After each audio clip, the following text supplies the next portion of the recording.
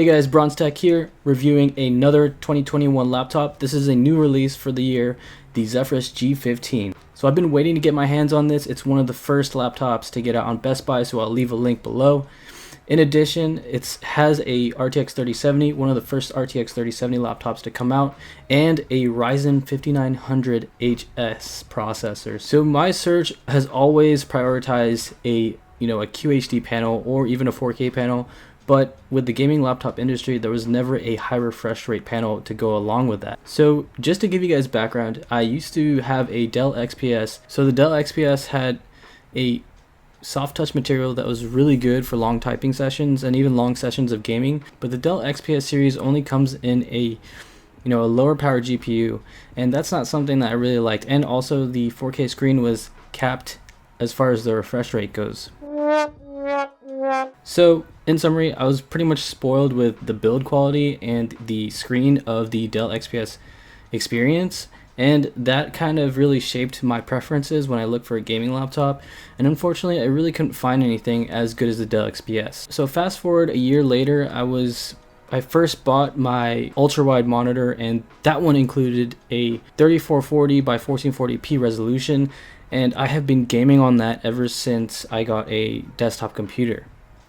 Now, gaming on a high resolution, high refresh rate panel is something that you really have to experience for yourself. And pretty much when you go down the rabbit hole, everything has to be high resolution, everything has to be max out settings for me. And it's kind of something that if you prefer to stay with 1080p gaming, I suggest staying there, because once you go 1440p, you won't go back. So here are the specs for the panel, and I really have no complaints whatsoever, as it's color accurate. It has a very good pixel density and high PPI because it's all packed into a 15-inch screen.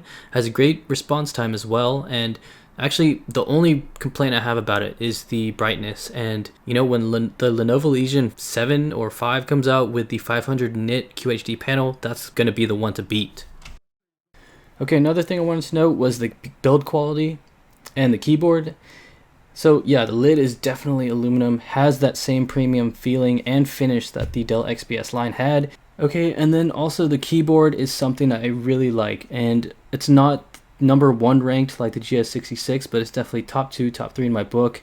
And the reason why I wanted this over the Electronics RP15 was the RP15 actually, the keys actually start to become more stiff, and when you press down on the keys, they definitely have this sort of toughness to it. So having this keyboard was definitely more of a big plus when it comes to switching and upgrading to a new laptop for 2021.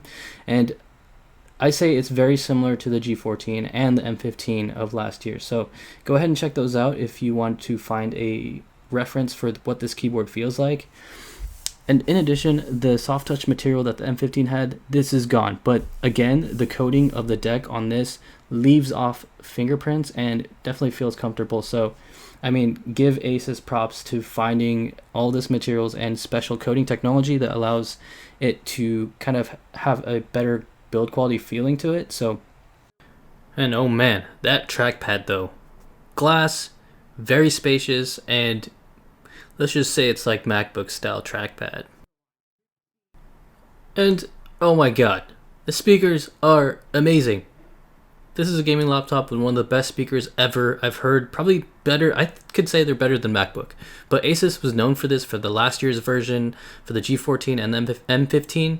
So really, it's actually better because it's front-firing speakers now. So now you can hear all the grunts of the soldiers and the helicopters and whatever you want to hear. So just take that into consideration. If you are an audiophile and you game with speakers, this is the perfect laptop for you.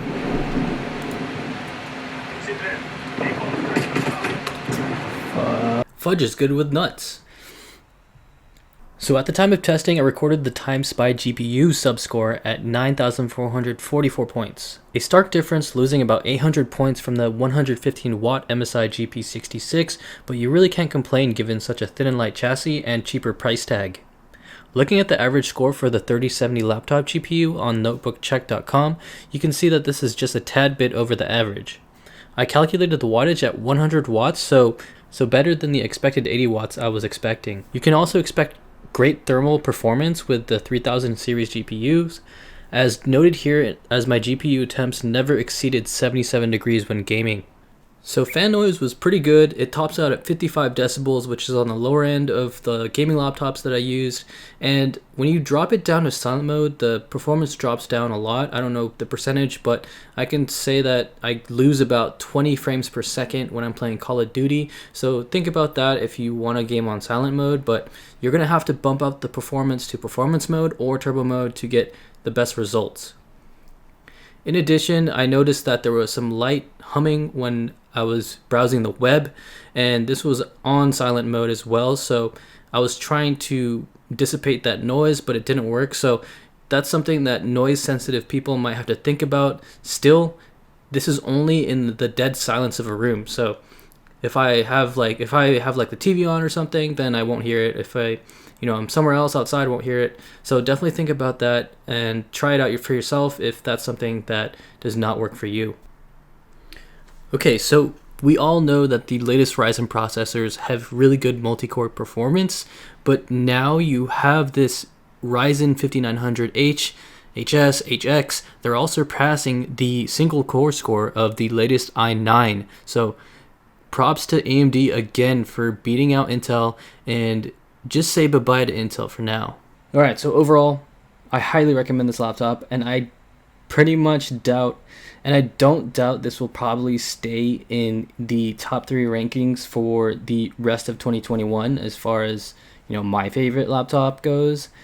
There's really not much that can compete with this, especially when Best Buy is going to drop open box pricing on this.